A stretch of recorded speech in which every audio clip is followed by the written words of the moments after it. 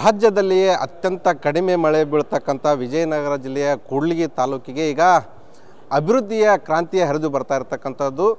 74 ಎಕರೆಯನ್ನು ಕೆರೆಗಳಿದ್ದಾವೆ. ಆ 74 ಕೆರೆಗಳ ಯೋಜನೆ ಏನಿದೆ, ನೀರು ತುಂಬಿಸುವಂಥ ಯೋಜನೆಗೆ ಇವತ್ತು ಖುದ್ದು ಮುಖ್ಯಮಂತ್ರಿ ಸಿದ್ದರಾಮಯ್ಯ ಅವರೇ ಲೋಕಾರ್ಪಣೆ ಮಾಡಲಿಕ್ಕೆ ನವೆಂಬರ್ 9ರಂದು ಕೂಡ್ಲಿಗಿ ಪಟ್ಟಣಕ್ಕೆ ಆಗಮಿಸ್ತಾ ಇರತಕ್ಕಂಥದ್ದು.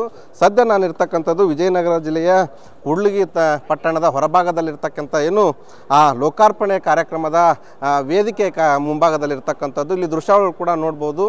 ಅತ್ಯಂತ ಸುಸಜ್ಜಿತವಾದ 12 ಎಕರೆ ಒಂದು ಜಮೀನಿನಲ್ಲಿ ಈ ಒಂದು ಬೃಹತ್ತಾದ ವೇದಿಕೆ ಕೂಡ ನಿರ್ಮಾಣ ಆಗಿರ್ತಕ್ಕಂಥದ್ದು. ಈಗಾಗಲೇ ಅಂತಿಮ ಹಂತದ ಸಿದ್ಧತೆಗಳು ಕೂಡ ನಡೀತಾ ಇರತಕ್ಕಂಥದ್ದು.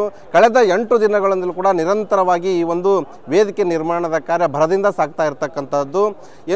ಸುಮಾರು 800 ಕೋಟಿ ರೂಪಾಯಿಗಳ ವೆಚ್ಚದಲ್ಲಿ ಈ ಒಂದು 74 ಕೆರೆ ತುಂಬಿಸುವಂಥ ಯೋಜನೆಗೆ ಈಗಾಗಲೇ ಸಂಪೂರ್ಣವಾಗಿ ಪೂರ್ಣಗೊಂಡು ಈ ಭಾಗದ ಒಂದು ರೈತರು ಆಗಿರಬಹುದು ಮತ್ತು ಜನರ ಒಂದು ಆಶಾಭಾವನೆ ತುಂಬಿಸುವಂಥ ಈ ಒಂದು ಯೋಜನೆಗೆ ಈಗ ಸಾಕಷ್ಟು ನಿರೀಕ್ಷೆಗಳು ಕೂಡ ಹುಟ್ಟು ಹಾಕಿರ್ತಕ್ಕಂಥದ್ದು. ಅದರಲ್ಲೂ ಕೂಡ ಕೂಡ್ಲಿಗಿ ಅಂದರೆ ಅದು ಒಂದು ಹಿಂದುಳಿದ ಪ್ರದೇಶ ಅನ್ನುವಂಥ ಹಣೆಪಟ್ಟಿ ಇತ್ತು.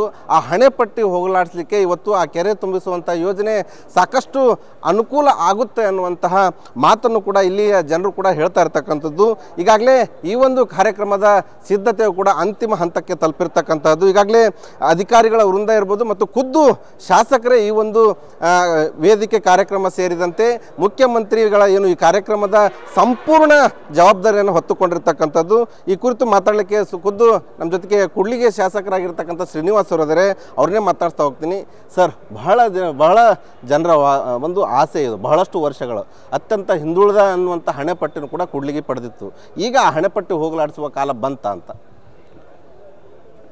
ಖಂಡಿತ ಒಂದು ಕೂಡ್ಲಿಗಿನ ವಿಧಾನಸಭಾ ಕ್ಷೇತ್ರ ಸುವರ್ಣಾಕ್ಷರಗಳಲ್ಲಿ ಬರೆದಿರತಕ್ಕಂಥ ದಿವಸ ಅಂದರೆ ಖಂಡಿತ ತಪ್ಪಾಗಲಾರ್ದು. ಏಕೆಂದರೆ 74 ಕೆರೆ ಅಂದರೆ ಸುಮಾರು 160ರಿಂದ 180 ಹಳ್ಳಿಗೂ ಅಧಿಕ ಹಳ್ಳಿಗಳಿಗೆ ಉಪಯೋಗ ಆಗೋಂಥದ್ದು ಮತ್ತು ಸುಮಾರು 50,000ಕ್ಕೂ ಅಧಿಕ ಕುಟುಂಬಗಳಿಗೆ ಇದು ಉಪಯೋಗ ಆಗೋಂಥ ಒಂದು ಬೃಹತ್ ಕಾರ್ಯ. ಒಂದು 74 ಕೆರೆ ತುಂಬಿಸೋ ಯೋಜನೆ ಜೊತೆಗೆ ಆರೋಗ್ಯ ಮತ್ತು ಕೃಷಿಕರ ಬಾಳು ಎರಡೂ ಒಂದು ನಮ್ಮದೇನು ಫ್ಲೂರೈಡ್ ಅತಿ ಹೆಚ್ಚು ಫ್ಲೂರೈಡ್ ಇದೆ, ಅದು ಒಂದು ನ್ಯೂಟ್ರಲ್ ಆಗೋಂಥದ್ದು. ಮತ್ತು ನಮಗೆ ನಮ್ಮ ಬಹುದಿನಗಳ ಕನಸು ತುಂಗಭದ್ರಾ ನದಿ ನೀರು ನಮ್ಮ ತಾಲೂಕಿಗೆ ಬರಬೇಕನ್ನೋದು ಅದು ಒಂದು ಸಾಕಾರಗೊಳ್ತಾ ಇದೆ ಅನ್ನೋದು. ಅದೇ ರೀತಿ ನಮ್ಮ ಸರ್ಕಾರ ಬಂದ ಮೇಲೆ ವಿಶೇಷವಾಗಿ ಸುಮಾರು 1250 ಕೋಟಿಗೂ ಅಧಿಕ ಅಭಿವೃದ್ಧಿ ಕಾರ್ಯಗಳಿಗೆ ಕೂಡ ನಾವು ಅವತ್ತು ಶಂಕುಸ್ಥಾಪನೆ ಮತ್ತು ಲೋಕಾರ್ಪಣೆ ಕಾರ್ಯಕ್ರಮ ಇಟ್ಕೊಂಡಿದ್ವಿ. ನಮ್ಮ ಕೂಡ್ಲಿಗಿ ವಿಧಾನಸಭಾ ಕ್ಷೇತ್ರಕ್ಕೆ ಸಂಬಂಧಪಟ್ಟಂಗೆ ಖಂಡಿತ ಇದು ಒಂದು ಮಿಡ್ ಟರ್ಮ್ ಎಕ್ಸಾಮು. ಇದರಲ್ಲಿ ಅತ್ಯಂತ ಯಶಸ್ವಿಯಾಗಿ ನಾವು ಮಾಡ್ತಾಯಿದ್ದೀವಿ ಅನ್ನೋದು ನಮ್ಮ ಭಾವನೆ. ಸರ್ಕಾರ ಬಂದ ಮೇಲೆ ಗ್ಯಾರಂಟಿ ಯೋಜನೆಗಳಿಗೆ ಅನುದಾನ ಹೋಗುತ್ತೆ, ಅಭಿವೃದ್ಧಿಗೆ ಬರ್ತಾ ಇಲ್ಲ ಅನ್ನುವಂಥ ಮಾತುಗಳು ಸಾಕಷ್ಟು ಕೇಳಿ ಬರ್ತಾ ಇದ್ವು. ಆದರೆ ಇಷ್ಟೊಂದು ಅಭಿವೃದ್ಧಿ ಮಾಡಲಿಕ್ಕೆ ಹೇಗೆ ಸಾಧ್ಯ ಆಯ್ತು ಸರ್? ಅಲ್ಲ, ಈಗ ನೋಡಿ, ಇದರಲ್ಲಿ ಏನು 1250 ಕೋಟಿಲಿ ಯಾವುದೇ ರೀತಿ ನಾವು ಸರ್ಕಾರದಿಂದ ರೆಗ್ಯುಲರಾಗಿ ಬರೋಂಥ ಅನುದಾನಗಳನ್ನ ನಾವು ಯಾವುದೂ ಲಿಸ್ಟ್ ಮಾಡಿಲ್ಲ. ಇದ್ರ ಗ್ಯಾರಂಟಿ ಫಲಾನುಭವಿಗಳದ್ದಾಗಿರ್ಬೋದು, ರೆಗ್ಯುಲರಾಗಿ ಏನು ಇಲಾಖೆಗಳಿಂದ PRD ಆಗಲಿ PWD ಆಗಿರ್ಬೋದು ಮತ್ತು ವಿವಿಧ ಇಲಾಖೆಗಳಿಂದ ಏನು ಅನುದಾನ ಬರ್ತದೆ ಅದು ಬಿಟ್ಟು ಈಗ ನಾವು ಶಾಸಕರಾದ ಮೇಲೆ ಕಲ್ಯಾಣ ಕರ್ನಾಟಕ ಪ್ರದೇಶಾಭಿವೃದ್ಧಿ ಮಂಡಳಿಯಿಂದ DMFಯಿಂದ ಮತ್ತು ವಿವಿಧ ಇಲಾಖೆಗಳ ಸಚಿವರ ಒಂದು ಆಶೀರ್ವಾದದಿಂದ ನಾವು ಪ್ರಯತ್ನಪಟ್ಟು ತಂದಿರತಕ್ಕಂಥ ಅನುದಾನ ಇದು 1250 ಕೋಟಿಗೂ ಅಧಿಕ ಅನುದಾನ. ಸೊ ಅದರದ್ದು ಈಗೆಲ್ಲ ನಾವು ಸಂಪೂರ್ಣ ಮಾಹಿತಿ, ಒಂದೊಂದು ಕೋಟಿದು ಕೂಡ ಸಂಪೂರ್ಣ ಮಾಹಿತಿ ಡೀಟೇಲ್ಸು ಈಗ ನಮ್ಮ ಹತ್ರ ಇದೆ. ಅದು ಸುಮಾರು 180 ಇವತ್ತು ನಮ್ಮ ಹತ್ರ ಈಗ ಸ್ಟೋನ್ಸ್ ರೆಡಿಯಾಗಿದೆ. 180 ಸ್ಟೋನ್ಸ್ ರೆಡಿಯಾಗಿದೆ ಶಂಕುಸ್ಥಾಪನೆ ಮತ್ತು ಲೋಕಾರ್ಪಣೆಗೆ. ಸೊ ಅಂಥ ಒಂದು ಬೃಹತ್ ಕಾರ್ಯ ಇವತ್ತು ನಮ್ಮ ತಾಲೂಕಲ್ಲಿ ಆಗ್ತಾಯಿದೆ. ಖಂಡಿತ ನಮ್ಮ ತಾಲೂಕಿನ ಪಾಲಿಗೆ ಇದು ನಿಜವಾಗ್ಲೂ ಭಾಳ ಅಭಿವೃದ್ಧಿಯ ಸಂಕೇತ. ಮತ್ತು ಮುಂದಿನ ದಿನಗಳಲ್ಲಿ ಎಲ್ಲ ಜನಗಳು ಇವತ್ತು ತುಂಬ ಹಬ್ಬದ ವಾತಾವರಣ ಸೃಷ್ಟಿಯಾಗಿದೆ. ಪ್ರತಿ ಮನೆಗೂ ನಾವು ಒಂದು ಆಹ್ವಾನ ಪತ್ರಿಕೆಯನ್ನು ನೀಡಿ ಇದು ಏನೋ ಒಂದು ಸರ್ಕಾರದ ಕಾರ್ಯಕ್ರಮ ಅಲ್ಲ, ಇದು ನಿಮ್ಮ ಮುಂದಿನ ಪೀಳಿಗೆಗೆ, ನಿಮ್ಮ ಜೀವನಕ್ಕೆ ಉಪಯೋಗ ಆಗೋಂಥ ನಿಮ್ಮ ಕುಟುಂಬಕ್ಕೆ ಒಂದು ಯೋಜನೆ ಇದು, ಕುಟುಂಬದ ಯೋಜನೆ ಇದು. ನೀವು ಬಂದು ಸಂಭ್ರಮಿಸಬೇಕು. ಇಂಥ ಒಂದು ಐತಿಹಾಸಿಕ ಕಾರ್ಯಕ್ರಮಕ್ಕೆ ನೀವು ಕಾರಣೀಭೂತರಾಗಬೇಕು, ಸಾಕ್ಷಿ ಆಗಬೇಕು ಅನ್ನೋದು ನಮ್ಮ ಒತ್ತಾಸೆ. ಅದಕ್ಕೋಸ್ಕರ ಈಗ ನಾವು ನಮ್ಮ ಕಡೆಯಿಂದನೇ ಸುಮಾರು 60,000 ಇನ್ವಿಟೇಷನ್ಸ್ ಮಾಡಿಸಿ ಪ್ರತಿ ಕುಟುಂಬಕ್ಕೆ ಪ್ರತಿ ಮನೆಗೂ ತಲುಪಿಸೋಂಥ ಕೆಲಸ ನಮ್ಮೆಲ್ಲ ಮುಖಂಡರು ಅವರೇ ಸ್ವತಃ ಜವಾಬ್ದಾರಿ ಹೊತ್ಕೊಂಡು ಇವತ್ತು ಮಾಡಿ ಒಂದು ಯಶಸ್ವಿಯಾಗಿ ಇವತ್ತೆಲ್ಲ ಆಹ್ವಾನ ಪತ್ರಿಕೆಯನ್ನು ನೀಡಿ ಬಂದಿದ್ದಾರೆ. ಸುಮಾರು 600 ಬಸ್ಸುಗಳು ಕೂಡ ನಾವು ಈಗಾಗಲೇ ಅಧಿಕೃತವಾಗಿ ಬುಕ್ ಮಾಡಿದ್ದೇವೆ. ಮತ್ತು ಇನ್ನೂ ಮತ್ತು ಹೆಚ್ಚಿನ ಏನೇನು ಬೇರೆ ಬೇರೆ ವೆಹಿಕಲ್ಸು ಪ್ರೈವೇಟ್ ವೆಹಿಕಲ್ಸ್ ಇದೆ ಅದಕ್ಕೂ ಕೂಡ ಸರ್ವಸಿದ್ಧತೆ ಮಾಡ್ಕೊಂಡಿದ್ದಾವೆ. ಸುಮಾರು 50,000 ಜನಕ್ಕೂ ಊಟದ ವ್ಯವಸ್ಥೆ ಕೂಡ ಮಾಡಿದ್ದಾವೆ.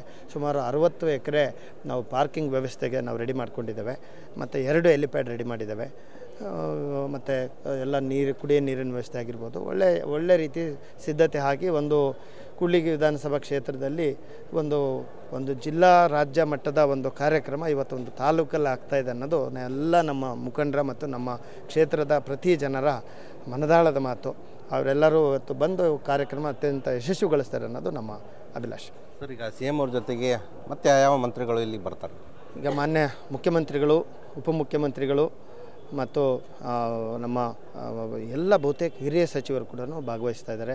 HK ಪಾಟೀಲ್ ಸಾಹೇಬರಾಗಿರ್ಬೋದು, ರಾಮಲಿಂಗಾರೆಡ್ಡಿ ಸಾಹೇಬರು, ಸತೀಶ್ ಜಾರಕಿಹೊಳಿ ಸಾಹೇಬರು, HC ಮಹದೇವಪ್ಪ ಸರು, ಪ್ರಿಯಾಂಕ್ ಖರ್ಗೆ ಸರು, ಡಾಕ್ಟರ್ MC ಸುಧಾಕರ್ ಅವರು, ಸಂತೋಷ್ ಲಾಡ್ ಸಾಹೇಬರು, ಮತ್ತು ನಮ್ಮ ವಿಶೇಷವಾಗಿ ನಮ್ಮ ಜಿಲ್ಲಾ ಉಸ್ತುವಾರಿ ಸಚಿವರು ಅವರ ನೇತೃತ್ವದಲ್ಲೇ ನಡೀತದೆ ಅನ್ನೋದು ನಮ್ಮ ಭಾವನೆ. ಯಾಕೆಂದರೆ ಅವರು ನಮಗೆ ಒಂದು ಆನೆ ಬಲ ಇದ್ದಂಗೆ ತುಂಬ ಒಳ್ಳೆ ರೀತಿಯಲ್ಲಿ ಶಕ್ತಿ ತುಂಬ್ತಾ ಇದ್ದಾರೆ.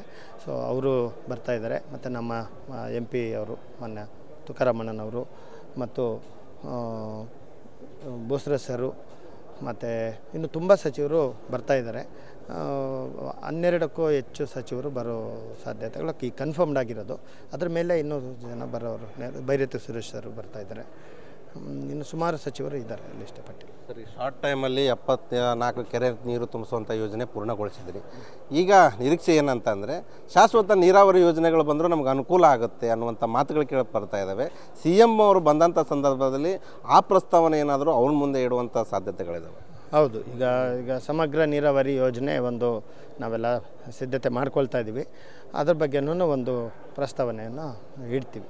ಈಗ ನೀರು ಬಂದರೆ ಅಷ್ಟೇ ಅಲ್ಲ, ನೀರಿಗೆ ಆ ನೀರಿನ ಉಪಯೋಗಕ್ಕಂಥ ಕೆಲಸ ಕೂಡ ಆಗಬೇಕಾಗಿದೆ. ವಿದ್ಯುತ್ ಸಮಸ್ಯೆ ಇರ್ಬೋದು, ಮತ್ತು ಇನ್ನು ಮತ್ತು ಗಂಗಾ ಕಲ್ಯಾಣ ಯೋಜನೆ ಆಗಿರೋ ಬೋರ್ವೆಲ್ಗಳಾಗಿರ್ಬೋದು, ಅದಕ್ಕೆಲ್ಲ ಇನ್ನೂ ಒಂದು ಒಳ್ಳೆಯ ಪ್ರೋಗ್ರಾಮ್ಸ್ ಇಂಪ್ಲಿಮೆಂಟ್ ಮಾಡಿ ಪ್ರತಿ ಕುಟುಂಬಕ್ಕೂ ಉಪಯೋಗ ಆಗೋಂಥ ಕೆಲಸ ಮಾಡಲಿಕ್ಕೆ ನಾವು ಸಿದ್ಧತೆ ಮಾಡ್ಕೊಳ್ತಾ ಇದ್ದೀವಿ. ಇದಿಷ್ಟು ಶಾಸಕರಾಗಿರ್ತಕ್ಕಂಥ ಡಾಕ್ಟರ್ NT ಶ್ರೀನಿವಾಸ್ ಅವರ ಮಾತು. ಕೇವಲ 74 ಕೆರೆಗಳ ತುಂಬಿಸುವ ಯೋಜನೆ ಲೋಕಾರ್ಪಣೆ ಅಲ್ಲ, ಅದರ ಜೊತೆಗೆ 1,000ಕ್ಕೂ ಹೆಚ್ಚಿನ ಕೋಟಿ ಅನುದಾನದಲ್ಲಿ ವಿವಿಧ ಅಭಿವೃದ್ಧಿ ಯೋಜನೆಗಳಿಗೆ ಶಂಕುಸ್ಥಾಪನೆಯನ್ನು ನೆರವೇರಿಸಲಾಗುವುದು ಅನ್ನುವಂಥ ಮಾತನ್ನು ಕೂಡ ಹೇಳ್ತಾ ಇರ್ತಕ್ಕಂತಹದ್ದು. Shivananda Hosalli, news first, Vijayanagara.